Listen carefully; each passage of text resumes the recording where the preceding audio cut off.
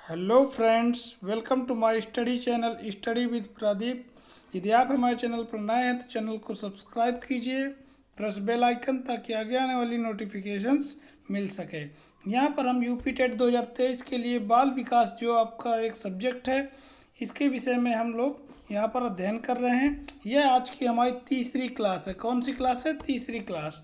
अभी तक हमने क्या देखा था दूसरी क्लास में कि बाल मनोविज्ञान शब्द की उत्पत्ति कैसे हुई, किससे निकल कर आया, कौन कौन से मनोवैज्ञानिकों ने कैसी कैसी परिभाषाएं दी हैं, इन सब के विषय में हमने पिछली वीडियोज में देखा है। यदि आप हमारे चैनल पर नए हैं तो चैनल को सब्सक्राइब कीजिए और प्लेलिस्ट पर जाकर दूसरी क्लास आप देख सकते हैं। तो आइए देखते हैं आज की तीसरी क्लास में बाल मनोविज्ञान एवं बाल विकास में संबंध।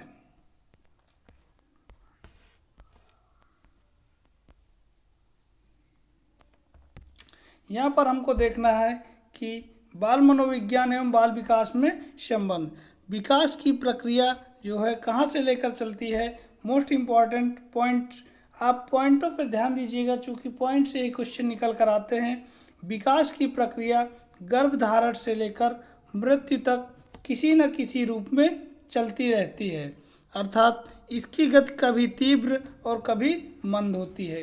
यानी कि जो हमारे विकास की प्रक्रिया है वो गर्भधारण से लेकर मृत्यु पर्यंत तक किसी न किसी रूप में चलती रहती है। कभी इसकी गति धीमी हो जाती है तो कभी इसकी गति तेज हो जाती है। अर्थात मानव विकास का जो अध्ययन है मनोविज्ञान की जिस शाखा के अंतर्गत किया जाता है उसे हम बाल मनोविज्ञान कहते हैं।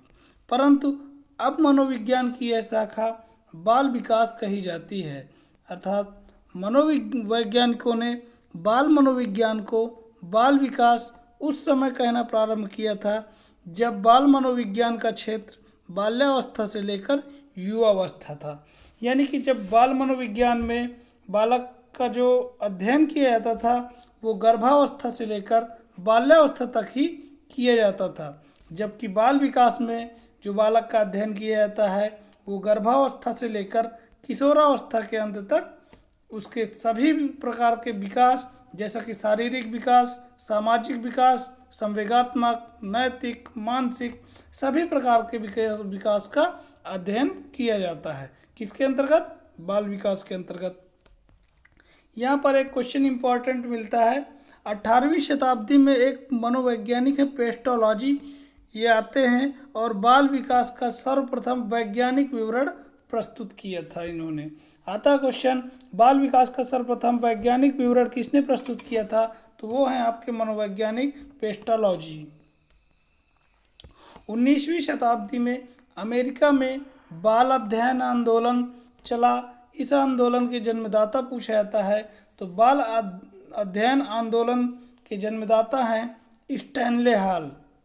इन्होंने किशोर मनोविज्ञान के नाम से भी जाना जाता है। बाल अध्ययन आंदोलन के जो जन्मदाता थे स्टैनले हॉल थे। इन्होंने 19वीं शताब्दी में अमेरिका में यह आंदोलन प्रारंभ किया था। नेक्स्ट क्वेश्चन देखने को मिलता है, प्रथम बाल सुधार गृह की स्थापना 1887 में किसने की और कहां पर की? तो जो प्रथम बाल सुधार गृह की स्थापना है 1887 न्यूयॉर्क में बाल अपराधियों को सुधारने के लिए की गई थी। भारत में बाल विकास के अध्ययन की शुरुआत कब से मानी जाती है?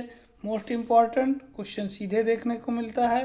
भारत में बाल विकास के अध्ययन की शुरुआत लगभग 1930 से मानी जाती है। यहाँ पर मनोवैज्ञानिक क्रो एंड क्रो के अनुसार बाल मनोविज्ञान वह वैज्ञानिक अध्ययन है जिसमें गर्भकाल के प्रारंभ से किशोरावस्था के प्रारंभ होने तक विकास का अध्ययन किया जाता है। सभी लोग अपनी अलग अलग डेफिनेशंस को यहाँ पर परिभाषित कर रहे हैं। आइए देखते हैं कि बाल विकास की उपयोगिता एवं महत्व क्या है। हमें आखिर क्यों आवश्यकता पड़ी बाल विकास की? तो बाल विकास की उपयोगिता एवं महत्व में देखेंगे, यह हमारे बालकों के स्वभाव को समझने में उपयोगी है। बालकों को स्वभाव को समझने के लिए बाल मनोविज्ञान या बाल विकास का अध्ययन करना बहुत ही आवश्यक होता है। बालकों के शिक्षण और शिक्षा में यह उपयोगी है। बालकों के विकास को समझने में सहायक है कि बालक का विकास किस तरह से सही तरीके से हो रहा है नहीं हो रहा। बालकों के लिए उपयुक्त वातावरण बनाने में भी यह सहायक है। नेक्स्ट, बालकों के व्यक्तित्व विकास को समझने में उपयोगी है। सुखी परिवार जीवन बनाने में यह सहायक है। अब यहाँ से जो है आपका मेन टॉपिक स्टार्ट होता है, वृद्धि व विकास की संकल्पना। इन्हीं सबसे टेट सीटेट कोई भी जब टीचिंग लाइन का एग्जाम होता है तो क्वेश्चन यहाँ से पूछे जाते हैं। वृद्धि व विकास की संकल्पना। अभिवृद्धि एवं विकास। अभिवृद्धि एवं विकास दोनों प्रायः एक ही शब्द अर्थ में प्रयुक्त किए जाते हैं।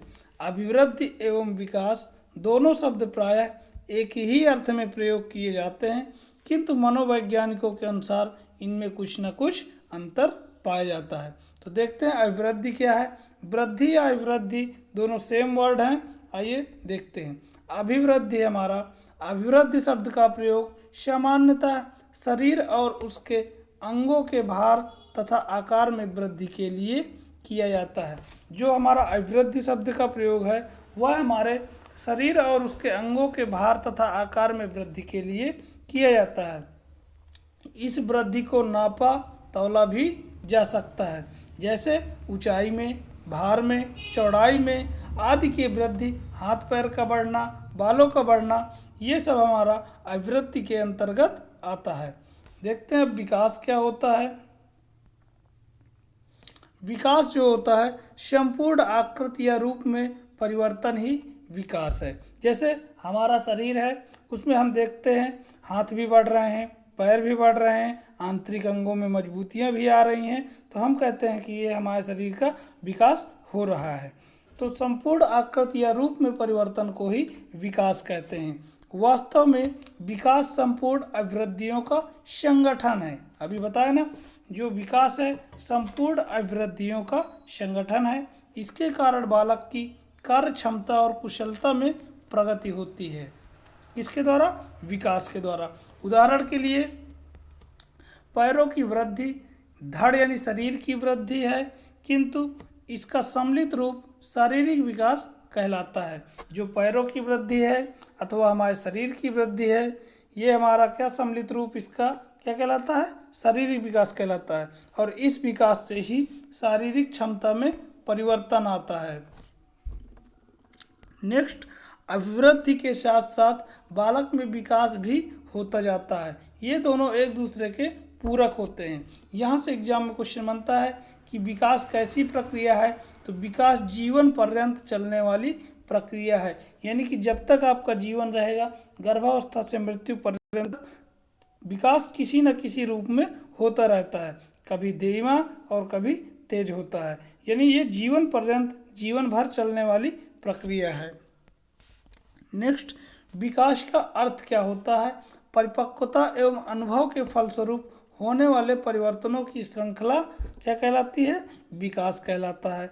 ये डेफिनेशन एग्जाम में पूछा जाता है कि परिपक्वता एवं अनुभव के फलस्वरूप होने वाले परिवर्तनों की श्रृंखला क्या कहलाता है? तो विकास कहलाता है। क्या कहलाता है?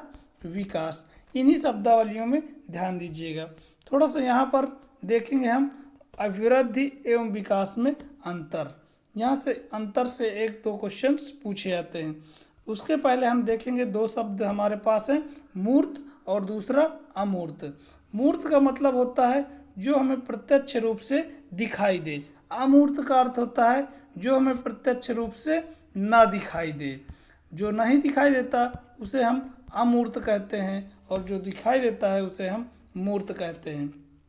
तो आइए देखते हैं अभिवृद्धि एवं विकास में अंतर क्या है। अभिवृद्धि जो है ग्रोथ होती है और विकास डेवलपमेंट होता है। अभिवृद्धि का स्वरूप बाह्य होता है, अभिवृद्धि का स्वरूप हमारा बाह्य होता है, विकास का स्वरूप आंतरिक होता है। बाह्य मतलब जैसे हाथों पैर का बढ़ना हमें दिखता है और विकास का जो है आंतरिक अंगों में नहीं पता चलता। अभिवृद्धि कुछ समय के बाद रुक जाती है। अभिवृद्धि जो है कुछ समय के बाद रुक जाती है, विकास जबकि जीवन पर्यंत चलता है। अभिवृद्धि का प्रयोग संकुचित अर्थ में होता है, जबकि विकास का प्रयोग व्यापक अर्थ में होता है। वृद्धि मात्रात्मक परिमाणात्मक होती है, जैसे लंबाई, भार, ऊंचाई, ये सब होते हैं। विकास आपका गुणात्मक होता है, या कभी कभी गुणात्मक और मात्रात्मक दोनों मिलता है, यानी कि गुणात्मक शब्द विकास के साथ जरूर लगा होगा। जैसे वृद्धि के साथ परिपक्वता, दृढ़ता विकास के अमूर्त घटक हैं, जो कि हमको दिखते नहीं हैं, मैच्योरिटी अंदर आ जाती है, वो आपके विकास के अंतर्गत आता है। अभिवृद्धि केवल शारीरिक परिवर्तनों की व्यापक करती है, जबकि विकास समग्र परिवर्तनों पर आधारित होता है। अभिवृद्धि हमारे शारीरिक परिवर्तनों को मापती है। फिर वृद्धि सतत प्रक्रिया नहीं है। क्यों नहीं है? क्योंकि यह रुक जाती है, और विकास हमारा सतत प्रक्रिया है, चलने वाली है, कंटिन्यूटी बनी रहती है, जीवन पर्यंत तक चलता है। तो वृद्धि हमारा सतत प्रक्रिया नहीं है, जबकि विकास हमारा सतत प्रक्रिया यानी कंटिन्यूअस है। वृद्धि धनात्मक होती है, विकास ऋणात्मक भी होता है।